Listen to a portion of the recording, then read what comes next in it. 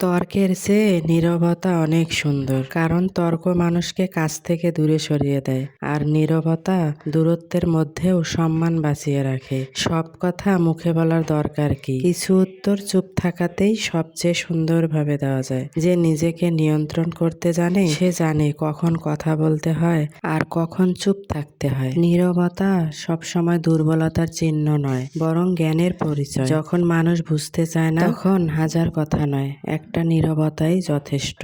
তর্কে আগুন জ্বলে, নীরবতায় মন শান্ত থাকে। কখনো কখনো নীরব থাকা মানে অনেক কিছু বলা, যা শব্দে বলা যায় না। নীরবতা এমন এক জবাব, যা অহংকারের দেয়ালে গিয়ে প্রতিধ্বনি হয়ে ফিরে আসে। তর্কে জেতা মানুষ হয়তো মুহূর্তের জয় পায়, কিন্তু নীরব মানুষ পায় আজীবনের শান্তি। মনে রেখো, চুপ থাকা মানে পরাজয় নয়, বরং সেটাই প্রমাণ করে তুমি শব্দের চেয়েও বড় হয়ে উঠেছো।